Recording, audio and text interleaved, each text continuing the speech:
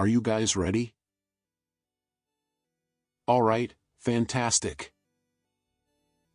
Welcome, Grim Reaper. Thank you for joining us today. It's my pleasure, mortal. Thank you for having me. Let's dive right in. What is it like being the Grim Reaper? Well, to simply put it, helping souls move on is my responsibility. I take it seriously, ensuring that their journey is peaceful and without trouble. It's important to me that they feel comforted as they transition to the next place. Interesting. And how do you feel about the common portrayal of you as a frightening figure? I know people think I'm frightening. Maybe it has to do with how I look, but I'm not here to scare anyone. I'm more like a guide, making sure everything goes smoothly for those who are moving on. I want them to feel safe and unafraid. Are there any misconceptions about your role that you'd like to clear up? Some might think I enjoy what I do, but it's quite the opposite. I have no pleasure in this role. I'm simply doing what needs to be done, following the natural order of things. I'm sure many people would like to know the answer to the question I'm going to ask you now. Is there any way to avoid your visit?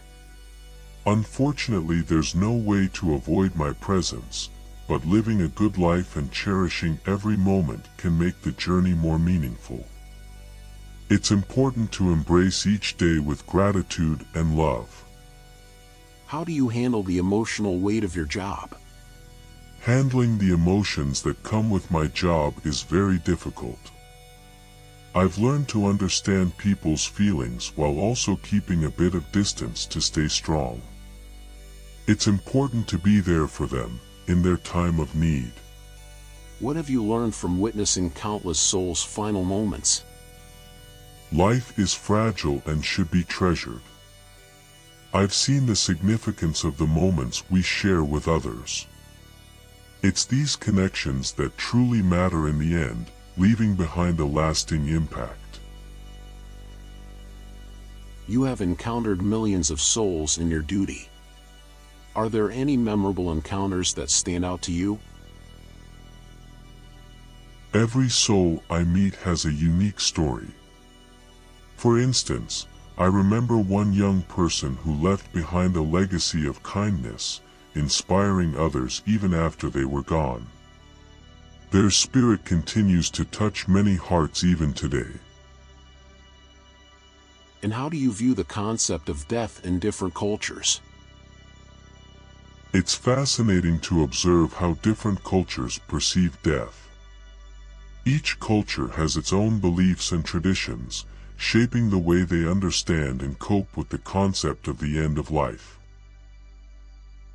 As you would know, death can be a painful experience, not just for the ones departing, but also for the ones who carry on. What advice do you have for those grappling with the loss of a loved one? To those grieving, I'd say it's essential to cherish memories and honor the legacy of their loved ones. It's okay to feel sad and to seek comfort and support from others during this challenging time.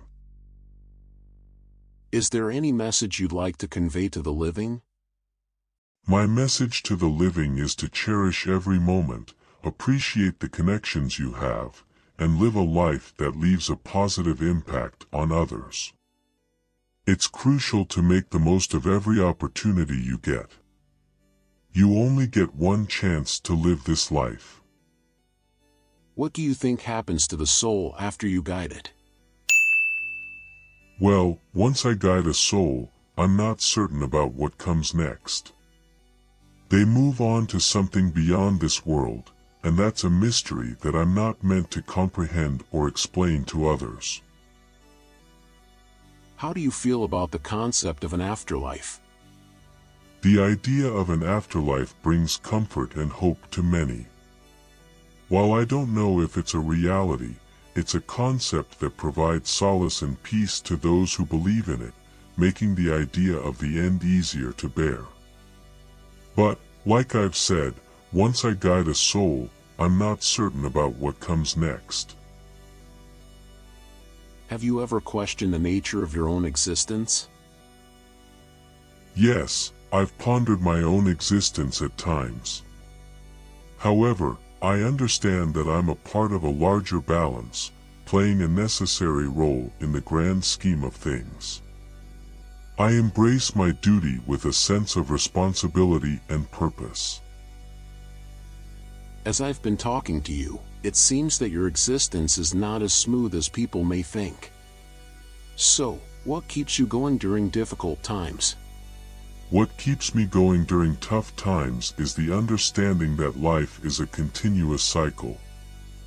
Every soul's journey contributes to a larger picture, a tapestry of experiences and stories that shape the essence of existence. Although death is something we cannot escape, the topic of death is one that is sensitive to some of us humans. Is there any particular advice you give to those afraid of death? Well, it's natural for someone to fear death. However, I would encourage them to focus on living fully and embracing each moment with courage and gratitude. Life is meant to be celebrated, cherished, and lived to the fullest extent possible. As humans, we go on holidays or watch sports and do all sorts of activities on days when we're not at work. What do you enjoy doing when you're not at work? While my work defines my essence, I find solace in observing the beauty of life and the resilience of people during difficult times. Witnessing the strength and love that emerge in the face of adversity is a testament to the power of the human spirit. If you could change one thing about the way people perceive you, what would it be?